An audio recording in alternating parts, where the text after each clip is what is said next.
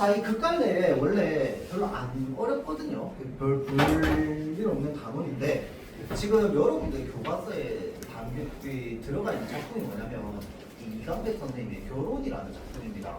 근데 이 이강백 선생님의 요 희곡은 일단 기본적으로 좀 긴장하면서 읽어야 돼요. 왜냐면 이제 상징성이 굉장히 뛰어납니다. 상징성이 굉장히 뛰어나고요.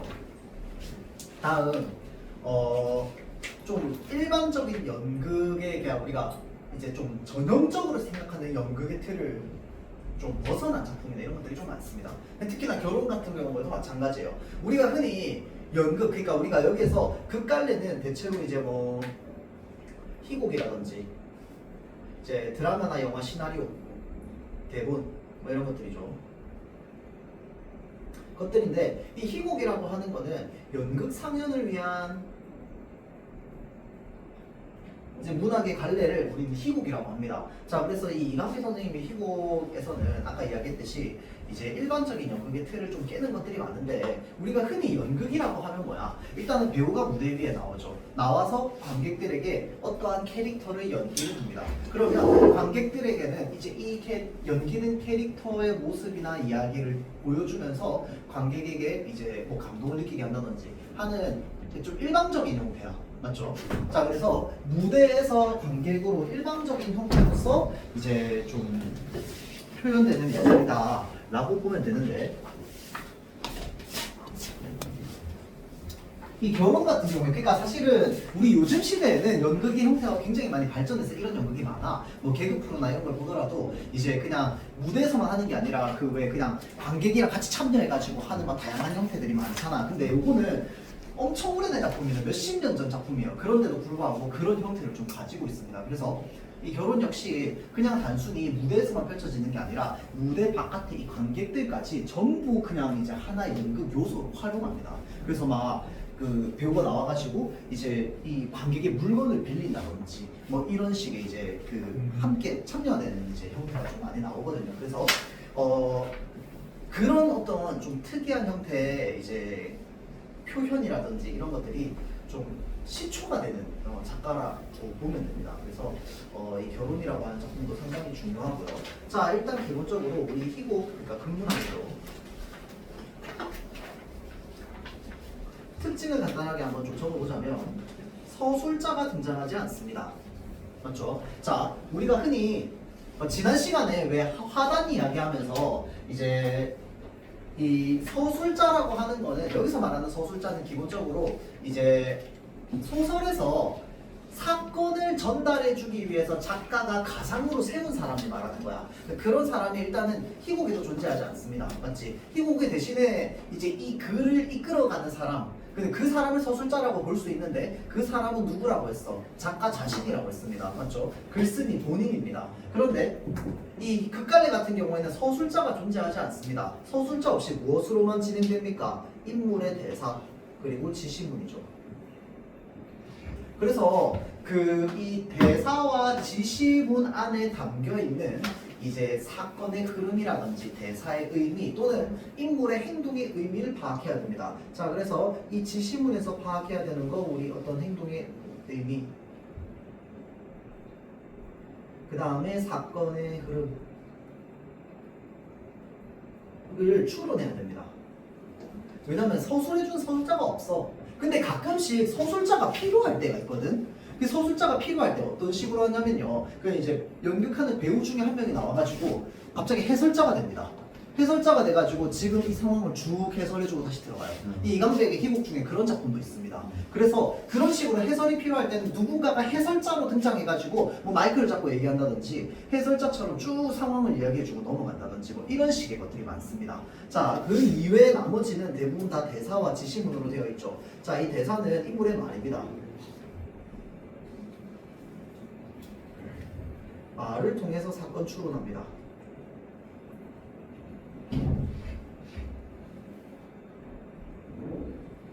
뭐 이 말의 의미를 파악하는 것도 마찬가지죠. 자, 그 다음 여기 위에 나와 있는 독백이랑 방백 표시. 자, 대사 안에는 독백과 방백이라는 것이 있습니다. 이 독백이라고 하는 게 뭐냐면요. 상대 듣는 사람 없이 혼자서 말하는 걸 말하는 거야. 그러니까 예를 들어서 쉽게 말하면 혼잣말이죠. 혼잣말. 그러니까 우리가 일상생활하면서 혼잣말 그렇게 많이 합니까? 안 해요. 맞죠? 자, 그러니까 뭐 예를 들어서 핸드폰 펜 떨어졌는데 아이고 펜이 떨어졌네 이런 말 하는 사람 있습니까? 있어. 잘 없습니다. 뭐 있을 수는 있겠지. 세상에 사람이 얼마나 다양한데 물론 이제 있을 수 있겠으나 일반적으로 우리가 누군가한테 마치 설명하듯이 혼잣말을 하지는 않습니다. 맞죠? 그런데 이 연극이라고 하는 건 누군가한테 설명하는 혼잣말이 필요합니다. 맞죠? 상황을 알려줘야 되기 때문에 자 그럴 때 이 혼잣말을 뭐라고 하냐면 독백이라고 합니다. 독백. 근데 방백이라는 게 있습니다. 이 방백은 뭐냐면요. 방백도 마찬가지로 인물의 마음속을 나타내는 거거든. 근데 어떻게 마음속을 나타내는 거냐면 예를 들어서 내가 인물이고 저기 인물이 하나 더 있어. 서로 대화하는 와중에 얘만 안 들리는 내 마음속을 나타내고 싶어. 그럼 어떻게 해야 돼? 갑자기 저 배우한테 조명이 푹 꺼집니다. 그리고 나한테만 조명이 들어와. 그러고는 나레이션이 나온다든지 또는 내가 말합니다. 근데 내가 말하는 걸 이 사람은 들을 수 있어 없어? 못 듣는 거야. 이런 거를 방백이라고 합니다. 무슨 말인지 알겠죠? 자, 그래서 듣는 상대 없이 혼자 말하는 것을 독백이라고 합니다. 또는 방백은요, 상대가 있는데 관객만 들을 수 있는 겁니다. 그래서 이것을 우리는 방백이라고 합니다. 그래서 이게 이제 이 극갈래, 특히나 희곡이라고 하는 이제 글의 특징입니다. 특징. 자, 그리고 이 희곡은 일단 기본적으로 다른 이제 이야기가 담겨 있는 갈래에 비해서 이제 인물이라든지 뭐 장소라든지 이런 것들이 제한적입니다. 그 뭐와 다르겠어? 소설, 서사갈래죠. 그 다음에 시나리오가 다릅니다. 사람이 한 5,000명 필요해요. 그러면 영화는 모으면 됩니다. 드라마도 모으면 돼. 5,000명. 맞죠? 근데 연극은 5,000명 모을 수 있습니까? 없습니다. 그러면 이제 우리가 표현할 때 어떻게 표현해? 5,000명을 표현하고 싶으면 마치 5,000명이 있는 것처럼 연기하는 거야. 맞죠? 그런 식으로 해서 5,000명을 표현할 수밖에 없는 거죠. 자, 그래서 일단 기본적으로 인물이나 장소가 제한적입니다. 장소가 바로바로 바뀌거나 있을 수 없는 장소나 이런 것들을 이제 연출할 수 없습니다. 또는 그런 연출을 하기 위해서는 그냥 무대를 바꾸는 거 바꾸는 이제 방법이 없죠. 맞죠? 그게 특징입니다. 자, 그래서 그런 내용들이 좀 담겨 있고요. 그 다음에 이 낯설게 하기라고 하는 건 그냥 이제 알고만 넘어가세요. 이 낯설게 하기라고 하는 거는 그냥 극갈래에서만 나오는 게 아니고 모든 예술 작품에서 다 나오는 거거든요. 이게 이제 원래 미국에서 시작된 개념인데 뭐냐면은 우리가 예술 작품이라고 하는 것을 이건 진짜 예술적이다 라고 얘기하려면 우리가 그걸 느끼려면 뭐가 필요하냐면 아주 일상적이고 상투적인 걸 있는 그대로 상투적으로 표현하면 그거는 뭔가 이 낯설지가 않습니다. 너무 익숙한 것에서 우리는 예술성을 느끼지 않습니다. 이 예술성이라고 하는 건 우리가 생각하지 못했던 어떤 특별한 부분이라든지 이런 부분에서 우리가 느낀단 말이야. 그런데 우리가 세상에 없던 것들만 찾을 수 있어? 없단 말이야. 세상에 없는 걸 어떻게 그렇게 많이 찾을 거야? 근데 예술작품은 아주 많이 만들어지잖아. 그럼 예술작품이 어떻게 만들어지는데 우리가 일상적으로 자주 볼 수 있는 어떠한 소재를 가지고 일상적인 생각으로 가지고 이제 표현하는 게 아니라 전혀 다른 엉뚱한 색다른 시선으로 바라봐서 그것을 표현하는 것을 우리는 이제 낯설게 하기라고 이제 이야기를 하거든요. 그래서 이러한 낯설게 하기는 흥미나 긴장감을 유발합니다. 우리 미술로 따지자면 왜 그런 거 있어요. 저기 마르실 디샹이라고 하는 미술가가 있는데 그 사람이 그 전시장에다가 그 남자 소변기를 갖다 놨습니다. 혹시 얘기 알고 있습니까? 그 소변기를 딱 갖다 놓고는 거기에다 이름을 뭐로 지어놨어요? 샘이라고 지어놨습니다. 그게 왜 예술이 될 수 있는데 우리가 일상적으로 보는 이 변기라고 하는 것이 화장실에 있고 이제 배설을 하는 용도로만 계속 쓰였다면 그것은 예술적이지 않아. 너무 상투적이야. 진부해. 그런데 얘를 그 용도로 쓰지 않고 전시관에 갖다 놨더니 얘의 역할이 갑자기 뭐가 됐어? 누군가한테 바라봐지는 역할로 바뀌었어. 그러니까 아주 일상적인 소재를 전혀 엉뚱한 방식으로 해석하면서 완전 새로운 방식으로 해석하면서 이 대상을 낯설게 보게 만들었습니다. 맞죠? 그래서 낯설게 하기라고 이제 이야기를 하는 거야. 무슨 말인지 알겠죠? 자, 그래서 우리가 일반적인 구조를 가지고 있는 대화가 있어. 근데 이 구조를 상황이나 배경을 싹 바꿔버리는 거야. 그러면 어떻게 들리겠어? 완전 다른 의미로 들릴 수 있잖아. 그치? 그래서 그 이야기를 완전히 새로운 단화로 전환시키는 걸 우리가 이제 낯설게 하기 기법이다라고 이야기를 합니다. 그러니까 우리가 뭐 이제 예를 들어서 밥 먹었어.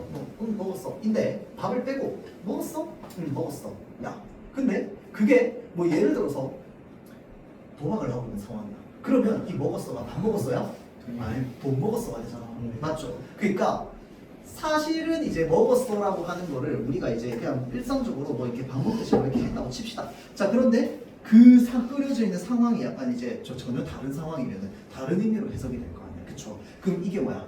이 먹었어? 응 먹었어 라고 하는 이 단화를 낯설게 만들어가지고 거기에다 재미적인 요소, 그러니까 좀 재미있는 요소를 좀 추가하게 되는 거겠죠. 그래서 희곡에서 그러니까 연극에서의 낯설게 하기는 주로 그런 것들입니다. 그래서 나중에 여러분들 대학 가가지고 그 저기 뭐냐 그 서울에 있는 대학로라든지 이런데 연극 한번 보러 가보십시오. 그런 이제 말장난 같은 그런 이제 대사들 있잖아. 이런 것들 되게 많습니다. 재미있는 것들. 자 그래서 요거 본문 한번 보도록 할게요. 여러분.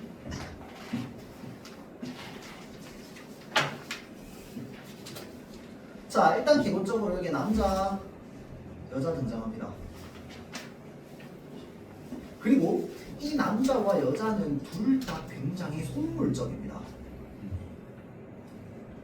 결혼을 앞두고 있는 또는 이제 결혼을 준비하고 있는 결혼을 위해서 서로 선을 보는 거거든. 이 선을 보는 상황에 놓여 있는 이 남자와 여자가 서로 각각 속물적인 태도나 이런 것들을 보입니다. 그래서 이제 전체적으로 말하고자 하는 바는 크게 두 가지입니다. 이 두 가지인데 사실은 하나는 되게 철학적인 거거든요. 그래서 좀 깊게 이해를 해야 되는데 하나는 이제 이 결혼이라고 하는 제도니까 결혼이라고 하는 건 이제 누군가와 만나서 사랑하는 거잖아. 그치? 사랑이 전제가 돼야 되는데 누군가와 만나서 사랑을 하는데 물질을 따지는 어떤 물질주의적인 태도에 대한 비판이 하나 있고요. 또 하나는 뭐냐면 우리가 물질주의적이다라고 하는 건 뭘 기반으로 하고 있냐면 소유를 기반으로 하고 있습니다.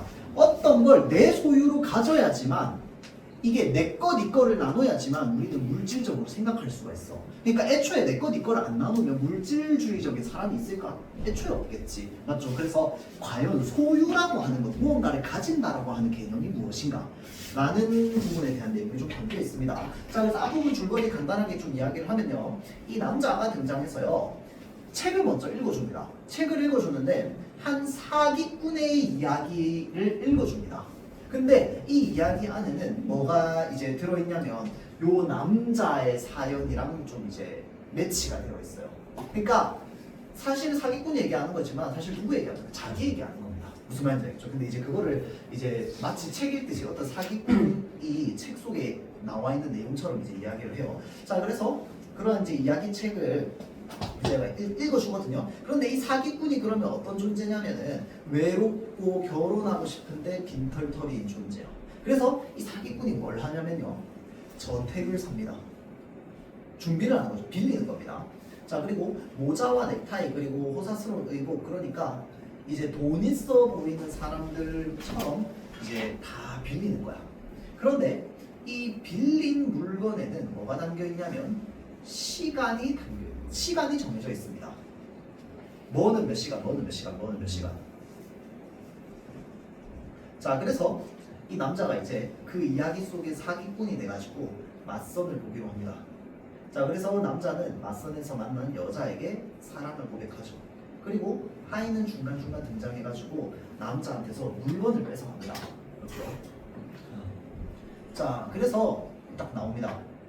왜들 그러시죠? 라고 하는 게 뭐냐면은 이제 갑자기 하인이 나타나가지고 물건을 뺏어가 버리거든. 그러니까 지금 여자가 상황을 모르는 겁니다. 왜들 그러시죠? 그러니까 남자가 씩씩거리면서 웃고 있죠. 이번에 넥타이가 내 목에서 떠나갔습니다. 라고 이야기를 합니다. 그렇죠? 자, 그래서 물건이 지금 이제 원래 자리로 돌아간 거죠. 자, 그러면 잠깐 여기서 하나 보자면 마치 이 남자는 여자에게 그렇게 꾸며놓은 것 자체가 뭘 하고 있는 것처럼 보이는 거냐면 얘네들을 마치 소유하고 있는 것처럼 보인 거야. 그런데 소유야? 아니잖아. 다 빌려온 것입니다. 맞죠? 자, 그래서 요거 일단 좀 생각을 하고 있으세요. 자, 그 상태에서 소유에 대한 남자의 깨달음이 나옵니다. 자, 뭐 놀랄 게 못 됩니다. 그저 시간이 지난 것뿐이니까요. 소유한 모든 것은 다 시간이 지나면 되돌려 주어야 된다라는 의미입니다. 자, 그래서 안심하십시오.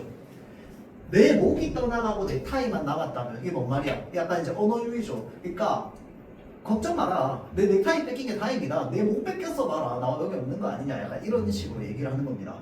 자, 그러니까表面적인 듯이 바라보는 내 여자의 관심을 돌리려고 그건 그렇고요. 당신 어머니 퍽 재미난 분이시군요. 나는 깊은 관심을 가지게 됐어요. 당신의 어머니에 대해서 그 맹세를 지키셨다는 어머니.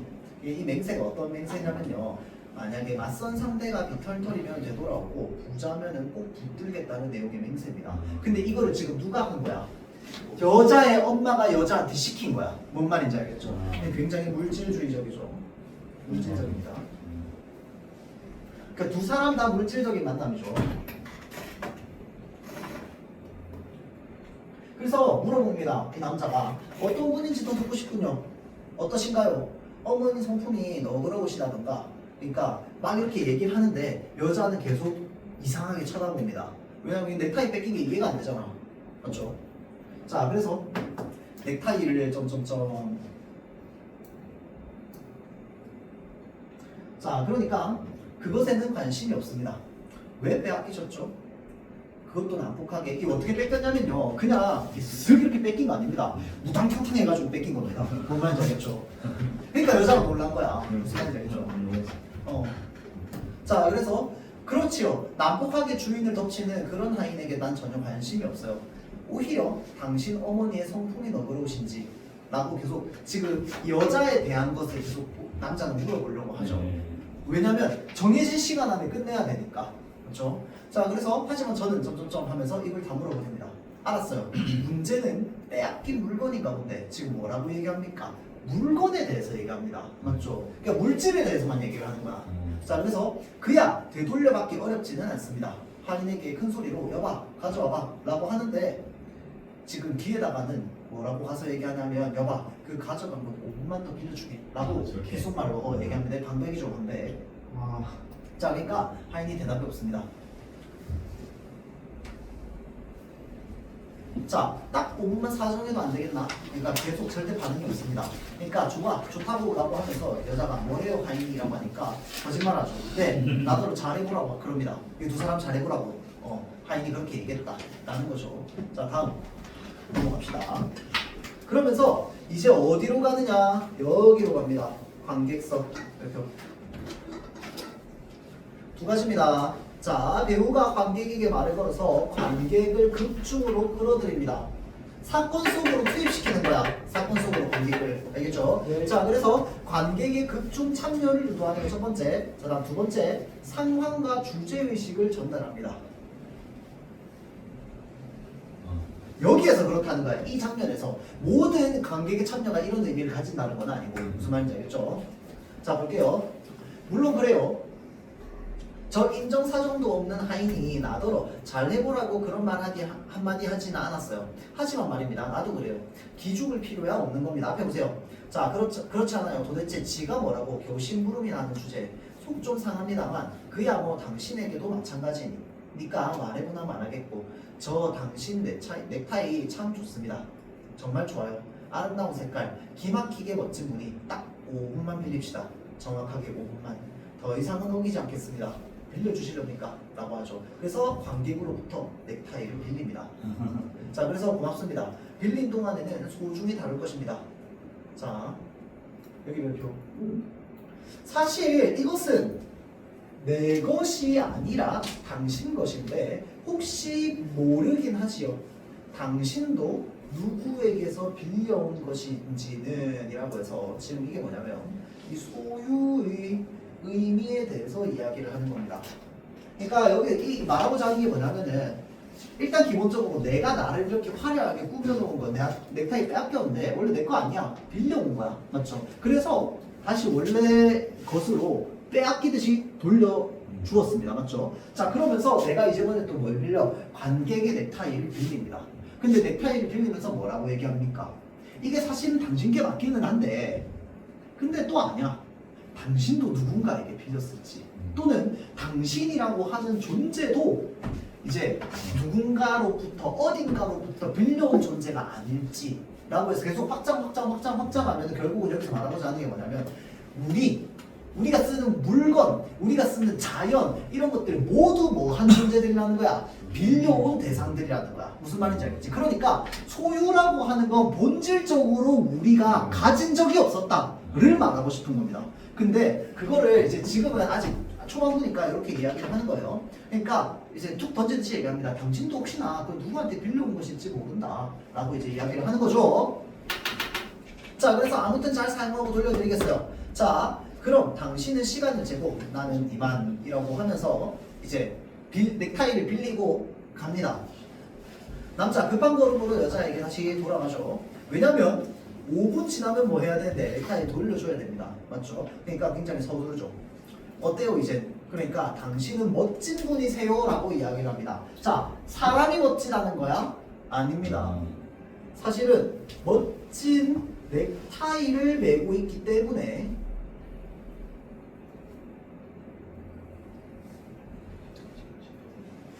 당신이 멋진 분이라는 거야. 이해됩니까? 자, 그러니까 뭘요? 라고 대답합니다. 아니, 정말 그래요. 이 영광을 당신께 돌려드립니다. 이거 이제 관객한테 얘기하는 겁니다. 이 영광을 당신께 돌려드립니다. 라고 하면서 그건 그렇고요. 우리 하다만 이야기, 이 어머니에 대한 이야기 계속 좀 해봅시다. 그러니까 이제 여자가 대화에 참여해 줍니다. 무엇을 갖추고 있으니까? 넥타이를 갖추고 있으니까 그제서야 이제 대화에 참여해 주는 거죠. 자, 그래서 당신의 어머니에 대해서 아직은 거기까지입니다. 작게 한숨을 쉬고 그럼 저 자신에 대한 건 아직 멀었군요. 그렇죠. 나도 직접 당신의 이야기를 듣고 싶습니다만 어머니, 다음 딸 이런 순서니까 계속 진행해 봅시다. 의무적으로 묻겠습니다. 당신 어머니 성품은 이제 무엇입니까? 라고 이제 물어봅니다. 자, 그러니까 여기에서 말하는 의무적으로 묻겠습니다 라고 하는 건 실제로도 궁금하다는 거야? 안 궁금하다는 거야? 안 궁금하다는 거야. 그러면 왜 이렇게 이야기를 하느냐? 라고 했을 때 형식적이기 때문입니다.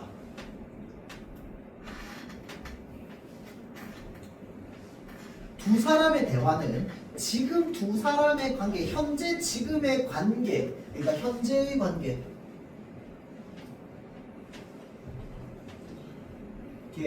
집중하지 않는다는 뜻입니다. 이렇게 아니라 그냥 형식적으로 그냥 형식적인 대화다. 자, 그래서 당신 어머니 성품은 어떻습니까? 난폭하십니까? 상냥하십니까? 라고 이제 물어보죠. 그러니까 여자가 글쎄요.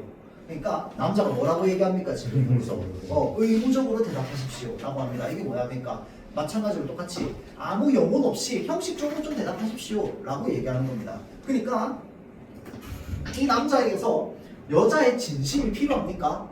안 필요합니다. 맞죠? 그러니까 뭐라고 얘기하냐면 난폭에다가 상냥을 겸하신 분이다.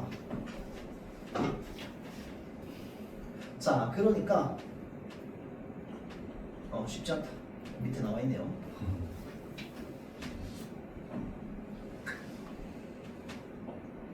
그러니까 자기 이마에다가 손을 얹습니다. 안목 또는 곤혹스럽다. 저 형식적으로 말해서 진심인 대답을 좀 바로 하지 않았는 거 같네요. 근데 그걸 떠나서 이 남자가 원하는 건 뭐야? 결혼이야. 무슨 말인지 알겠지?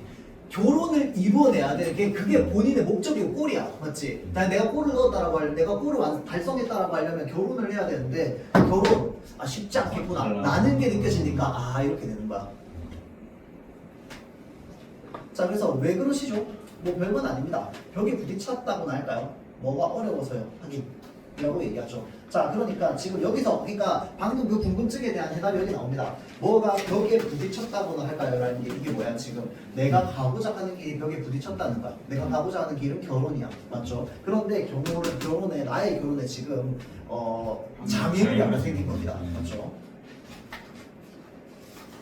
자, 그래서 여기 이렇게 물질적으로 얘기합니다. 자, 결혼하는 게 아니라 당신이라고 하는 것을 얻는다는 것이 그렇게 쉽지는 않겠군요.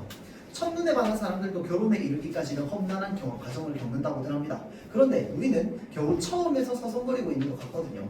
아직 이야기도 당신 어머니께서 액에서 머물고 있고 점점점 이러니까 여자가 용기를 내셔야 해요. 그러니까 어디 힘 좀 내보겠습니다 라고 이야기를 합니다. 맞죠? 자, 다음 일단은 넘어갈게요. 자, 여자가 얘기합니다. 갑자기 이런 말을 하면 놀라시겠지만요. 자, 말해요 뭐든지 라고 하니까 저는 이 세상에 태어났어요 라고 이야기를 합니다. 자, 그러니까 남자가 지금 놀랐습니다. 갑자기 라고 하죠. 근데 이거 지금 진짜 놀랐다는 거야? 아닙니다. 그게 진심 없습니다.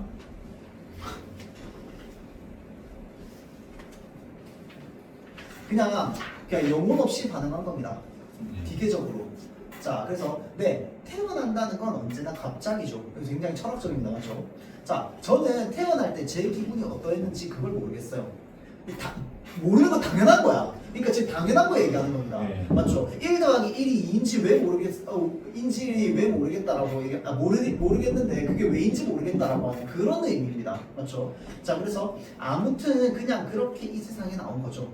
자, 그리고 어렸을 때 제 별명이 뭔지 아시겠어요? 덤이에요. 덤이라고 얘기합니다. 덤 표시해주세요. 자, 덤이라고 하는 건 일단 기본적으로 뭔가 더 얹어주는 것입니다. 예. 맞죠?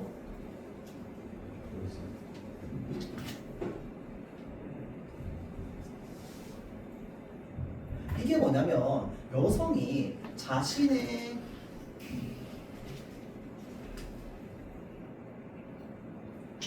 출생이 일단은 기본적으로 이제 갑작스럽게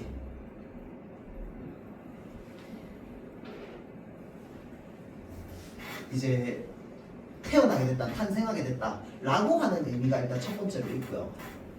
다음 두 번째 의미로는 뭐가 있냐면요, 결국은 우리가 이 소유한다라고 하는 것들 자체가 전부 빌린 것인 거야. 따지고 보면은. 자, 그렇기 때문에 우리가 무언가를 소유한다라고 하는 건 그냥 덤을 얹어 받은 것이다.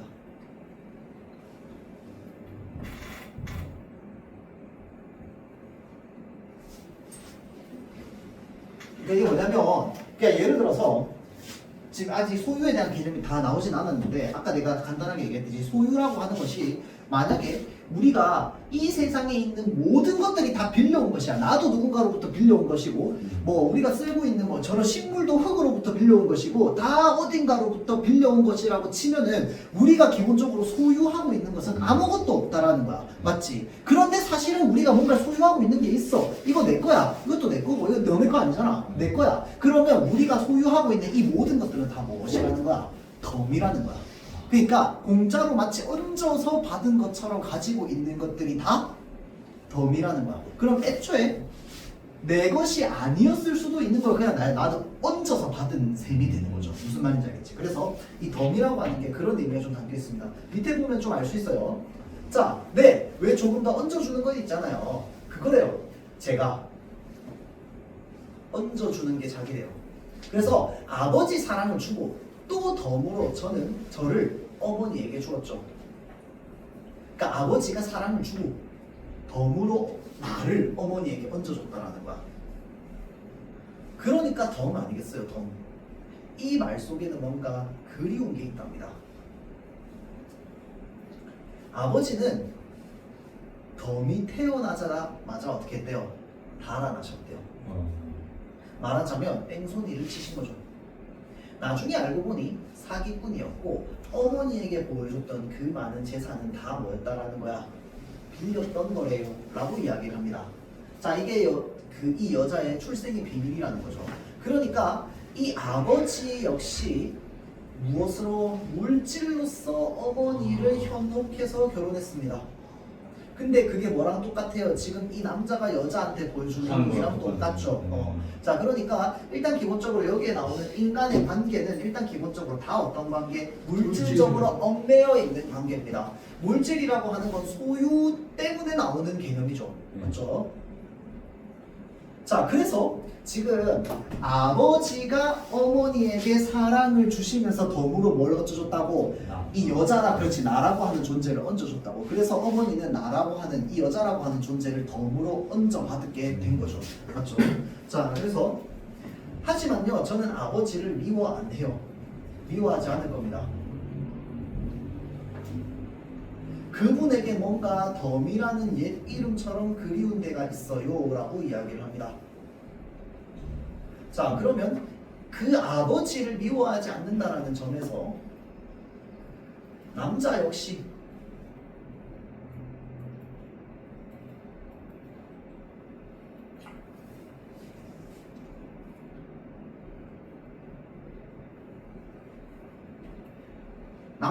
미워하지 않을 수 있다라고 하는 걸 줍니까? 여지를 줍니다.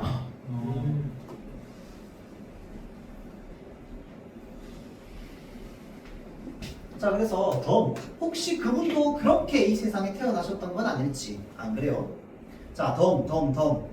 어머니에게는 안 됐지만요, 그 덤이라는 점이 저에게는 좋아요. 이 여자 역시 어떤 인간이기 때문에? 물질적인 인간이기 때문에. 자, 그래서 왠지 홀가분하더군요. 이런 말을 하면 어머니는 화를 내시곤 한답니다. 하긴 그렇죠. 고생 많으셨어요. 홀로 덤을 낳아 키운다는 건. 그만둘까요, 제 얘기? 그러니까 덤 더 해주세요 라고 이야기를 하죠. 자, 다음. 그래서 어머니는요, 단단히 벼르시는 거예요. 이 덤을 키워서 결코 사기꾼에게 주지는 않겠다고. 자, 전기가 이상해. 그러니까 자, 그래서 남자가 나도 알만합니다. 그러니까 고마워요. 자, 그러니까 결국은 여자도 난 사기꾼한테 안 갈 거야 라고 이제 얘기를 하는 거죠. 그러니까 남자가 뭘요? 고맙기는요. 그러니까 여자가 사실 이런 덤 이야기는 처음인걸요. 아무에게도 말하지 않았답니다 라는 점에서 일단 기본적으로 이 남자에게 뭘 가지고 있다? 호감을 가지고 있다. 그린라이트가 켜졌죠. 자, 그래서 그냥 가슴 속에 덮어두었죠. 그러고 보면 당신은 참 친절하신 분이에요. 그러니까 덤, 그러니까 네, 이렇게, 그러니까 아니요, 그저 불러본 겁니다. 그러니까 진짜 자기 자신을 덤이라고 생각하니까 그냥 혼자서 덤 이랬는데 그냥 대답합니다. 네? 이러면서. 그러니까 그 목소리는 그저 불러본 게 아닌데요 라고 하니까 저 아닙니다 라고 이야기를 하죠. 자, 그러고 나서 다음 넘어갈게요. 이제 시간 다 됐습니다. 그래서 넥타이 풀어서 빌려줬던 그 관객한테 다시 돌려줍니다. 자, 그의 눈은 물기에 젖어 있습니다. 눈물이 좀 그렁그렁한 거죠. 자, 그러면서 빌린 건 돌려드립니다. 시간은 정확하게 지켰습니다. 근데 왠지 모르게, 자, 잘 보세요. 슬퍼진 건 무슨 까닭일까요? 라고 하면서 갑자기 노래 부릅니다. 덤덤덤 난 당신을 사랑해 이러면서. 이게 뭐냐면은 계속 우리가 논리적으로 이해하지 못한 아이러니한 상황이 계속 반복해서 벌어지는 겁니다. 알겠죠? 이게 사실은 우리가 이런 코미디를 블랙 코미디라고 하죠. 그래서 그런 것들이 좀 담겨 있는 겁니다. 그러니까 풍자죠, 풍자. 자, 그래서 덤덤덤 난 당신을 사랑해 라고 하는데 여기는 그러면 뭐가 담겨 있냐면 이 여자를 속이고 있다라는 요 미안한 마음이 좀 담겨 있습니다. 그러니까 눈물을 글썽거리면서 이야기를 하는 거라. 사랑을 고백하는 겁니다.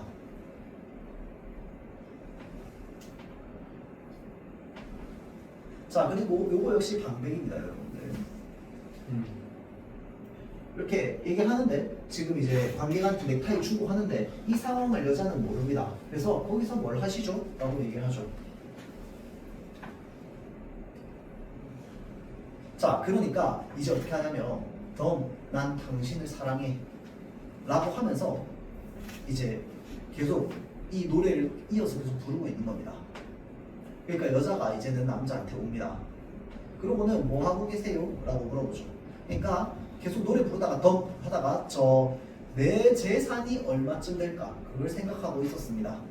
라고 하는 게 결국은 뭘 말하는 거냐면 이제 진실을 나중에 들키게 될 수 있는데 이 진실을 말할 용기가 나지 않아서 계속 이 거짓말을 하고 있는 겁니다. 이게 사실은 재산이 어디 있어? 이 사람 재산 없잖아, 그렇지? 근데 그게 아니라 내 재산이 얼마나 될까 생각하고 있었다. 그러니까 하필 이런 때 그런 걸 생각하세요 라고 하니까 뭐라고 하냐면 이 부자의 인색한 버릇입니다.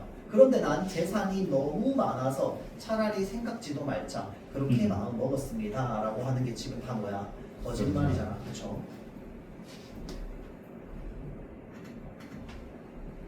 자, 이 이야기 듣고 나서 갑자기 여자가 어떻게 합니까?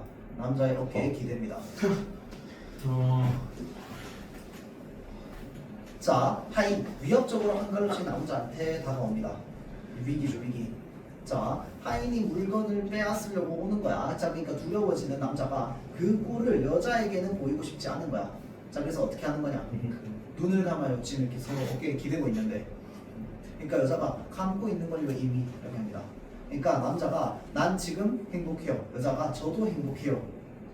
자, 그래서 이 여자가 눈을 감고 있는 사이에 이 남자의 소지품들을 몽땅 털어갑니다. 우주머니 뒤져가지고. 자, 여기 별표. 이번엔 자질구레한 여러 가지 것들이 떠나가고 있습니다. 그런데 난 자꾸만 뭐해진다라고 되어 있어. 행복하다라고 합니다. 자, 그래서 지금 여기에서 이제 물건이 지금 빼앗기고 있는 상황입니다. 맞죠?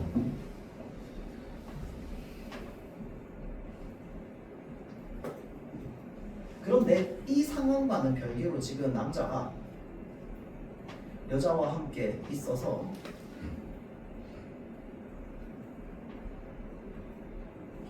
행복합니다. 맞죠?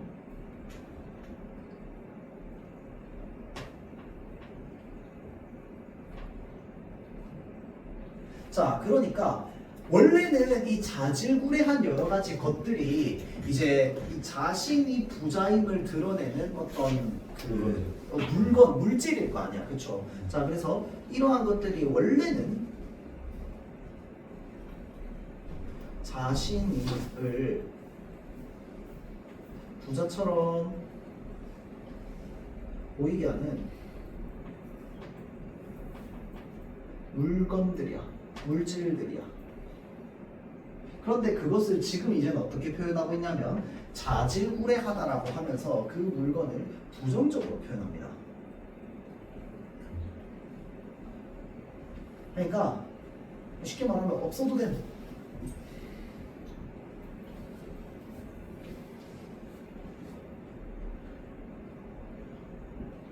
그러니까 여기서 우리가 느낄 수 있는 건 뭐냐면 물건이 없어도 행복할 수 있다라고 하는 것을 남자가 지금 느끼고 있는 상황입니다. 왜냐하면 행복은 해. 왜? 여자랑 있으니까. 맞죠? 자, 그래서 심지어 지금 여기서 표현된 것처럼 이 여자를 사랑하게 되었습니다. 행복해요, 행복해요. 사랑에 빠졌어.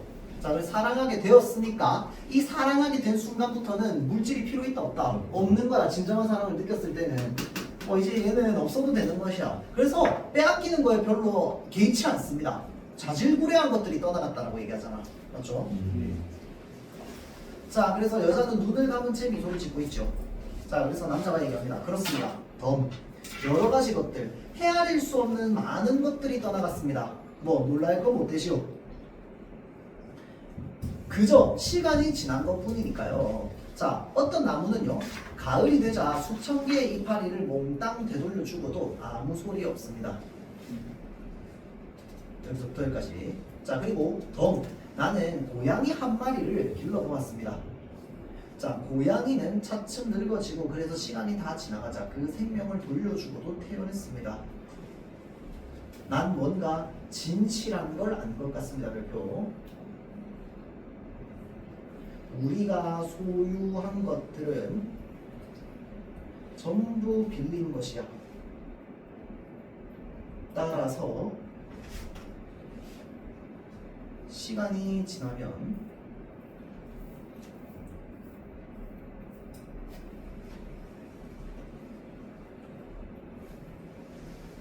되돌려줘야 되는 거야. 우리가 가지고 있는 모든 것들은 다 그런 거야. 심지어 우리 목숨까지도, 우리의 몸까지도. 우리의 몸도 이 몸을 빌려서 쓰고 있는데 죽고 나면은 자연으로 다시 되돌려 주잖아. 그런 것처럼 우리가 소유하고 있는 것들이 사실은 다 빌린 것이기 때문에 돌려주어도 아무 상관없고 그걸로 인해서 우리는 슬프거나 힘들지 않다라고 하는 예시들 두 가지가 나와 있는 겁니다. 그래서 첫 번째 예시가 뭔데 이 나무가 나뭇잎이 자라고 나서 이제 겨울 되면 어떻게 돼? 나뭇잎이 다 떨어져서 땅으로 다시 다 되돌려주잖아. 그 점. 그 다음에 마찬가지로 고양이가 태어나가지고 시간이 다 지나고 나면은 자신의 생명을 다시 땅으로 되돌려주고 있는 거, 자연으로 되돌려주는 것들을 얘기를 하는 거죠. 자, 그래서 지금 이게 뭐냐면 이 남자의 깨달음입니다. 남자가 깨달은 거야. 아, 소유라고 하는 것이 이런 것이구나. 내가 이 이제 뭐 시계든 저택이든 하인이든 다 빌려봤더니 언젠가 다 돌려줘야 돼. 그런데 이 돌려줘야 하는 것들이 세상 천지 전부 모든 것들이 다 어쩌면 다 되돌려줘야 된다는 거야. 무슨 말인지 알겠죠? 자, 그래서 나는 이제 자랑거리 하나가 생겼답니다. 그런 진실을 알았다는 것. 그런 진실이 바로 뭡니까? 아까 이야기했던 그 깨달음이죠.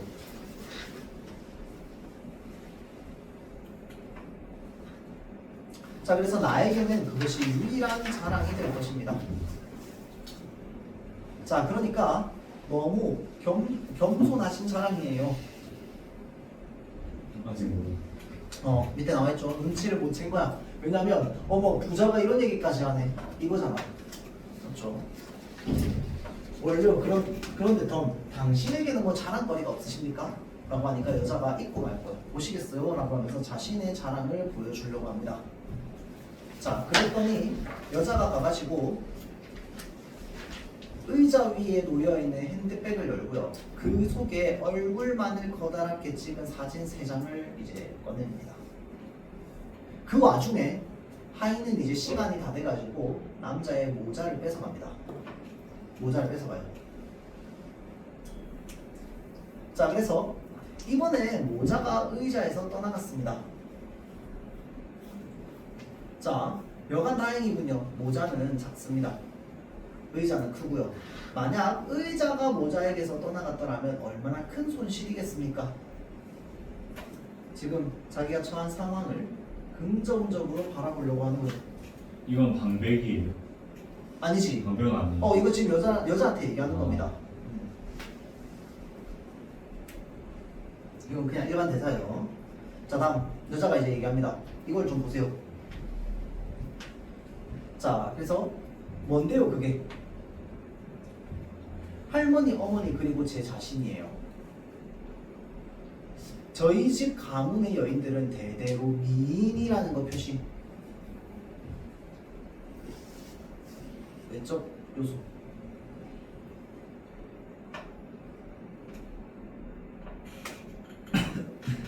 여기 지금 나와있죠. 외적 요소에 높은 가치를 부여하고 있다. 이것도 사실은 굉장히 물질적 태도죠.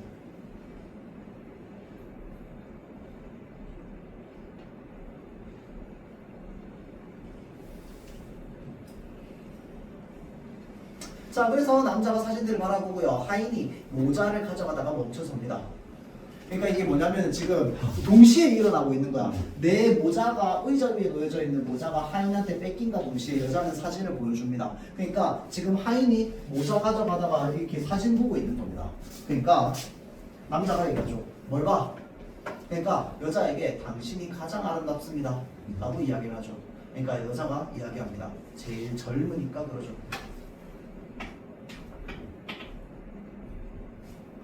자, 그래서 남자가 사진 중에서 여자 본인의 것을 들어서 여자 얼굴에 대고 한참 봅니다. 그러니까 사진 하나 들어가지고 지금 대놓고 여자 얼굴 이렇게 있으면 이렇게 사진 옆에 대고 비교하고 있는 겁니다. 그렇죠? 자, 그러니까 지금의 당신이군요.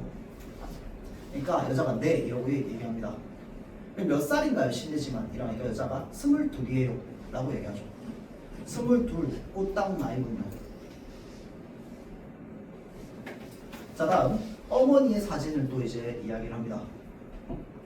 자, 그리고는 이제 시간이 좀 지났습니다. 그러면 어떻게 될까요? 조금 늦죠. 어떻게 돼요? 이젠 이 얼굴이 당신입니다. 이게 뭐야 지금? 당신이 이렇게 있고 처음에는 지금 사진 이렇게 하면서 22살의 사진을 이렇게 보여주잖아, 그치? 그러고 나서 이제 어머니의 사진 얼굴에 이렇게 옆에 갖다 놓고 그러면 이거는 이제 그 여자한테 시간이 조금 지나면 어떻게 될까요? 그러니까 여자가 조금 늙지 하니까 지금 그러면 그 조금 늙은 얼굴이 지금 이 얼굴이다 라는 걸 얘기를 하고 있는 거죠. 그래서 몇 살이십니까? 라고 물어보니까 여자가 대답하죠. 45이에요. 그러니까 45 중년 부인이군요. 근데 여기 지금 보면 조금 쉰 목소리로라고 되어 있습니다.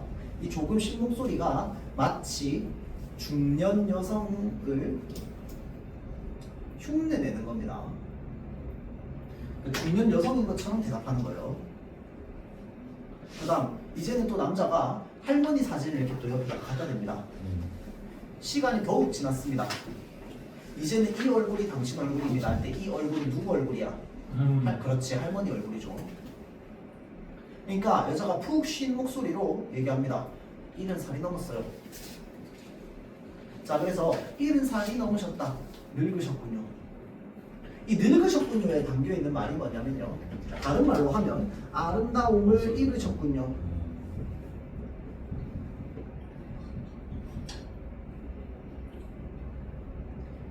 랑 같은 의미입니다. 그러니까 아름다움이라고 하는 거, 그러니까 지금 당장의 얼굴의 아름다움이라고 하는 거는 영원히 남아있다 안 남아있다? 안 남아있다라는 거야. 맞죠? 자, 그래서 얼굴에 돼 있던 사진을 탁상 위에 탁 내려놓는 거 있죠. 그래서 이 사진이라고 하는 것이 바로 뭐냐? 이 아름다움도 시간이 지나면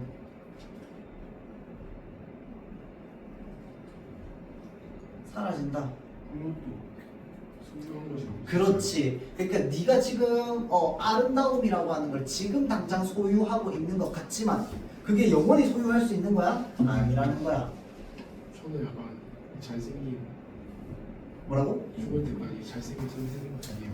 죽을 때까지 잘생기면 되지 않냐고? 아니 저는 약간 소리 될 것 같은데. 될 것 같다고? 자기 잘생긴 소리 될 것 같아. 맞지? 안 때리네. 잠이나 깨라고. 자, 재미난 놀이를 해봤죠. 자, 네, 재미있었어요. 짐작하셨겠지만 이 놀이의 재미는 시간이 지나간다는 데 있습니다. 자, 여기서 시간이 지나간다 표시. 시간이 지나면 소유가 소유하지 않은 걸로 변화할 수 있다라는 시간인 거죠. 소유하고 있던 것이 소유하지 않는 것으로 변화할 수 있다라는 거.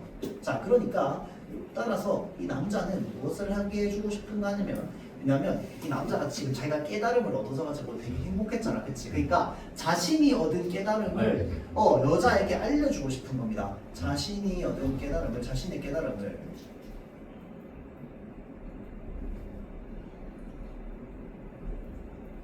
여자에게 이제 느끼게 해주고 싶은 거예요. 여자가 느끼게 해주죠, 정확하게는.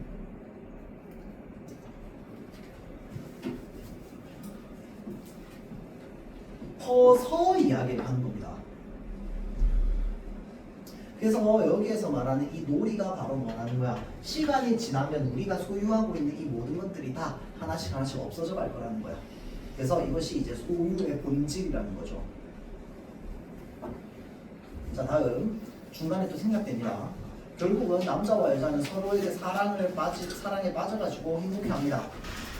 자, 그랬더니 이제 하인이 또 뭘 뺏어가냐면 남자의 저고리를 뺏어갑니다.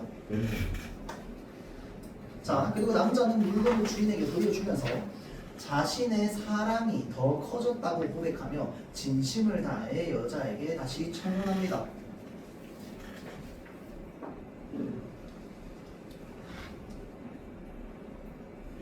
자, 그러면서 그 다음 부분으로 이제 뭐가 나오냐면요, 이제 이 남자가 여자한테 이제 진실을 고백합니다. 이 진실을 고백한다는 게 이제 어떤 고백이겠어? 네가 굳이 안 사지. 이제 사실은 이것이 다 내 것이 아니다 라고 하는 것들이 좀 담겨 있습니다. 그렇죠? 자, 그래서 이제 그 부분들이 좀 나와 있다. 그래서 그 중간에 부분들을 간단하게 이야기를 해주자면은 이제 그 저고리를 빼앗기면서 남자가 뭐라고 얘기하냐면, 그 아까 모자랑 똑같습니다. 다행히 바지는 남아 있다고. 뭐 그런 식으로 얘기를 하거든요. 그러니까 이제 그렇게 말하자마자 바지도 빼앗깁니다. 그래서 신발만 신고 있게 되거든요. 신발을 빼앗기게 됩니다. 신발을 빼앗기게 돼가지고 이제 맨발에다가 저고리는 안 입었습니다. 바지만 입고 있는 거야. 뭔 말인지 알죠? 신발 뺏기고 위에 저고리 뺏기고 위로 뺏기고 다 뺏기는 거야. 자, 그런데 그 상황에서 이제 뭘 하냐면요. 남자가 여자에게 청혼을 합니다. 그러니까 바지만 입은 채로 청혼을 하는 거지.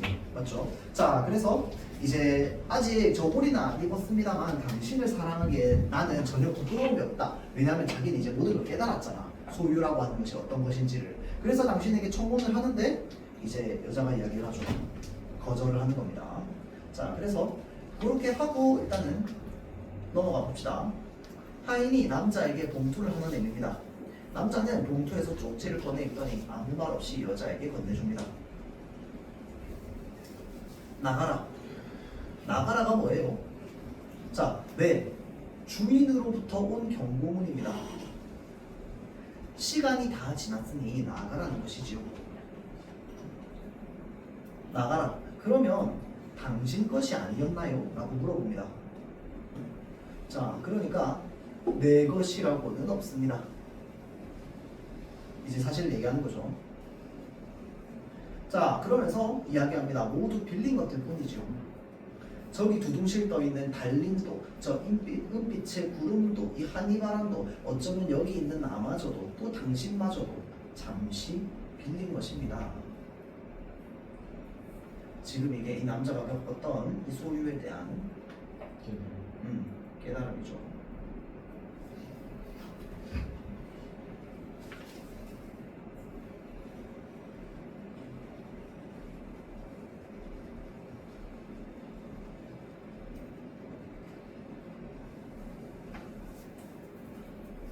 그래서 하인이 엄청나게 키 큰 구두 한 짝을 가져오더니 주저앉아서 자기 반에 신습니다. 자, 그리고 그 구두발로 차낼 듯한 험악한 분위기를 조성합니다. 이게 뭐냐면 이제 이 하인이 구두 신고 있는 거야. 이 신고 이제 뭐 해야겠어? 이 남자 차서 보내야겠지. 맞죠? 왜냐면 이제 이 모든 것들을 다 빌려온 것이기 때문에. 맞죠? 자, 그래서 이 험악한 분위기가 조성되는데 그 상황에서 남자가 청혼합니다. 결혼해 주십시오. 당신을 빌린 동안에 오직 뭐만 하겠다? 사랑하겠다 라고 이야기를 하죠. 왜? 아까 이야기했듯이 이제는 남자가 깨달았어. 빌린 동안에 라고 얘기합니다. 맞죠? 여기 소유에 대한 그렇지. 나는 당신을 영원히 가지는 게 아니고 나는 그냥 당신을 빌릴 뿐인 거야. 그래서 그 빌린 동안에는 뭐만 하겠다? 진심을 담은 사랑을 하겠다 라고 이제 이야기를 하죠. 이건 진심입니다. 진심. 자, 그러니까 여자가 어쩌면 좋아 라고 이야기를 하죠. 왜? 자기도 사랑을 느꼈거든요. 그러니까 고민에 빠집니다. 자, 그리고 하인이 구두를 거의 다 신습니다. 다음. 그래서 맹세는요. 맹세는 어떻게 하죠? 자, 어머니께 오른손을 든 점점점이라고 합니다. 여기서 말하는 맹세가 뭐냐면 이게 어머니와의 맹세입니다. 어떤 맹세? 빈털터리면 뭐하라고? 갖다 버리라고 했잖아. 그치? 근데 지금 빈털터리랑 결혼하게 생겼죠. 그러니까 남자가 얘기합니다. 글쎄 그건 점점점 하면서. 자, 탁상 위에 사진들을 쓸어모아 여자에게 주면서 이것을 보여드립시다. 자, 이게 뭔데? 아까 그 사진 3장이죠. 이 여자에게 소유의 본질을 깨닫게 해주려고 얘기했던. 자, 그래서 시간이 가고 남자에게 남는 건 사랑이라면 여자에게 남는 것은 무엇이겠습니까? 그건 사진 3장입니다.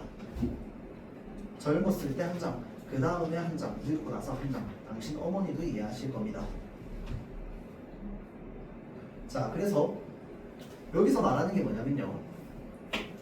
이 소유물이라고 하는 건 모두 변하는 존재입니다. 있다가 없고, 이 소유물 또는 외적 요소, 뭐 아름다움이라든지 뭐 이런 것들 다 변하는 것들입니다. 물질적인 것들은. 그런데 사랑은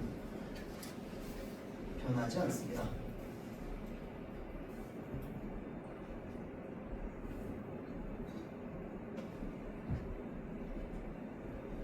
자, 그래서 이해 못하실걸요 어머니는? 라고 이야기를 합니다. 자, 그래서 천천히 슬프고 낙담해서 이제 사진들을 핸드백 속에 담고요. 오늘 즐거웠어요. 정말이에요. 그러면 안녕히 계세요라고 하면서 거절하죠.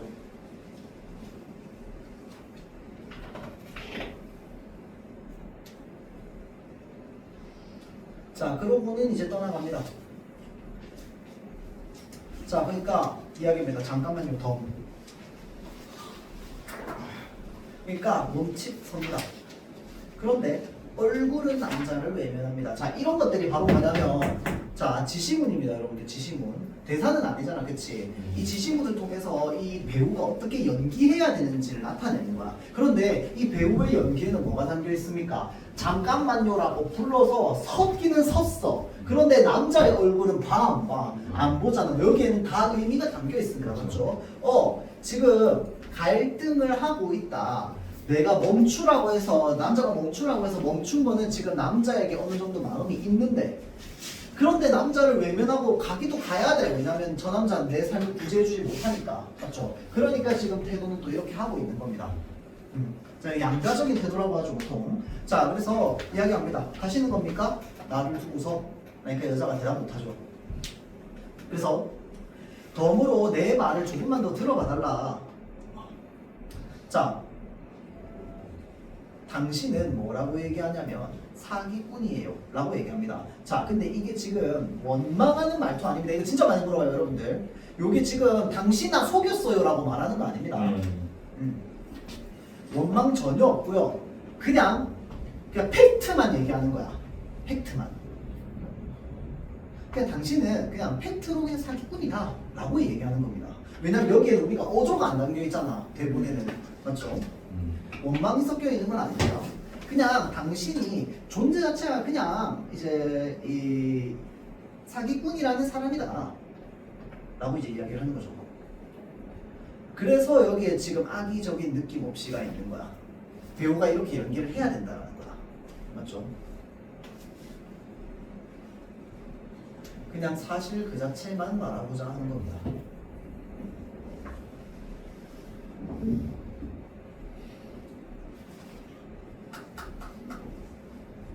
자, 그래서 이 남자가 난 사기꾼입니다 라고 하면서 자신이 사기꾼이라는 걸 우리가 보통 시인하다 라고 인정하다, 또는 이제 자신의 실체를 고백하는 거죠. 자신의 입으로 처음으로. 그 전까지는 그냥 이제 빌려왔다 뭐 이런 식으로만 이야기를 했는데, 이제 여기서 난 사기꾼이다. 왜냐면 거짓말을 했으니까. 맞죠? 자, 그래서 이 세상 것들을 잠시 빌렸었죠. 그리고 시간이 되니까 하나둘씩 되돌려 줘야 됐습니다. 이제 난 본색이 드러나고 이렇게 빈털털입니다. 내 본색은 빈털털이라는 거야.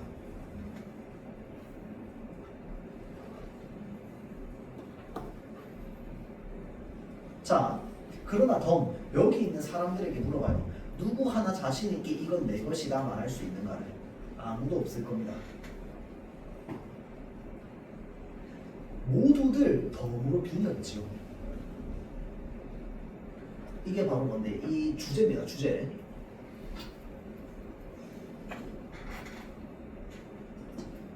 그래서 여기서 말하고자 하는 게 아까 이야기했던 소유의 본질이죠. 모든 건 다 빌린 거다. 덤으로. 자, 그래서 눈동자, 코, 입술 그 어느 것 하나 자기 것이 아니고 잠시 빌려가진 거예요. 자, 누구든 관객석에 사람을 붙들고 그가 가지고 있는 물건을 그걸 가리키면서 이제 관객석으로 가는 거죠. 이 물건 하나 뺏어가지고 이렇게 듭니다. 이거 당신 겁니까? 라고 이제 막 이야기를 하는 거죠. 자, 정해진 시간이 얼마지요? 잘 아꼈다가 그 시간이 되면 또 꼭 어떻게 하라고? 돌려주십시오. 덤, 이제는 알겠어요. 라고 이제 이야기를 하는 거죠. 그 다음 여자가 결국은 또 갑니다. 외면치 걸어 나갑니다. 이 걸어 나간다라는 건 뭐야? 일단 기본적으로 지금은 뭐 하겠다라는 거냐면 거절한다는 겁니다. 현재는.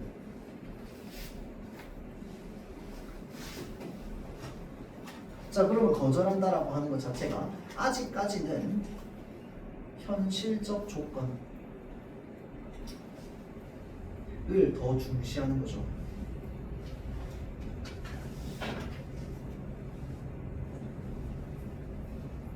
자, 그리고는 이제 어떻게 되느냐? 하인이 서서히 그 무서운 구두발을 이끌고 남자에게 다가옵니다. 남자는 뒷걸음질을 칩니다. 그는 마지막으로 절규와 듯이 여자에게 이야기하죠. 자, 덤, 나는 가진 것 하나 없습니다. 모두 빌렸던 겁니다. 그런데 덤, 당신은 어떻습니까? 당신이 가진 것은 무엇입니까? 무엇이 정말 당신 겁니까? 자, 그리고 넥타이를 빌렸던 관객이 다시 가는 거죠. 그러면서 내 말 좀 들어보시오. 그럼 당신은 나를 이해할 거요. 자, 내가 당신에게 넥타이를 빌렸을 때 그때 내가 당신 물건을 어떻게 다뤘었어? 막 험하게 했었어? 망가뜨렸어? 라고 하면 관객이 막 이렇게 할 거 아니야. 맞죠? 자, 그러면 아니요. 그렇진 않았습니다. 오히려 빌렸던 것이니까요. 자, 여기서 표시. 소중하게 아꼈다간 되돌려 드리지요. 별표.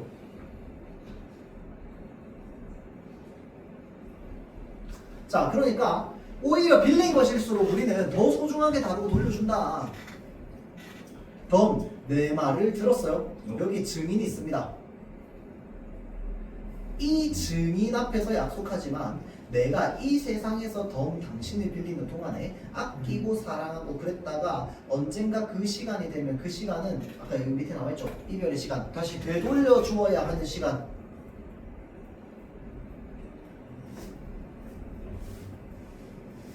되돌려 주어야 하는 그 시간이 되면은 공손하게 되돌려 줄 테니까요. 당신은 나의 소중한 덤입니다. 라고 하는 게, 자, 지금 갑자기 상당히 논리적이죠. 뭡니까?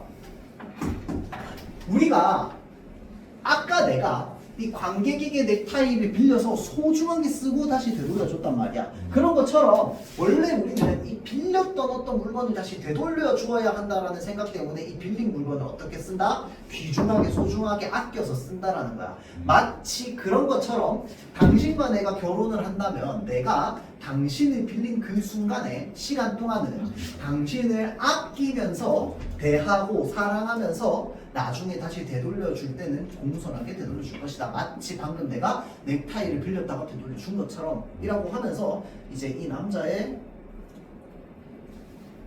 진심을 이야기를 하는 거죠.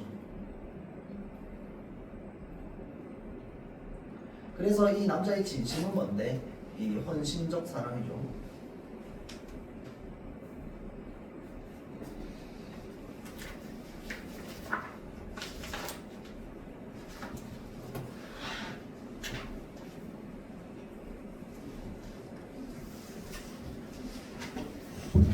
자, 다음 마지막.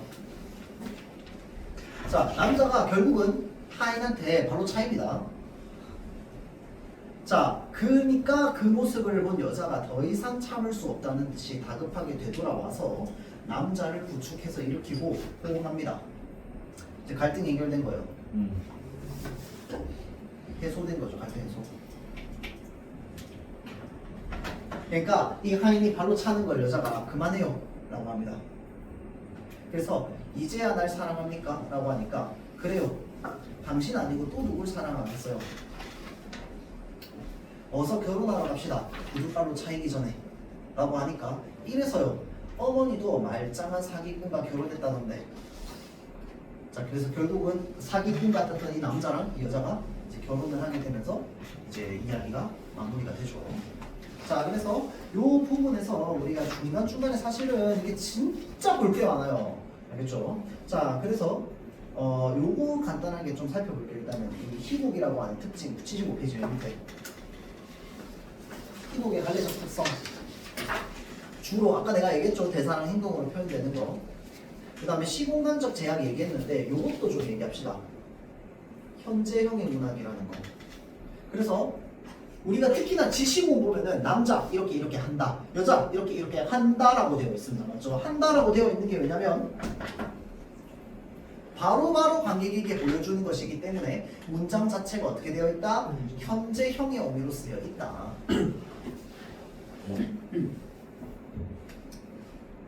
자, 그래서 결국은 여기서 이 주제의식이라고 하는 거 발표고.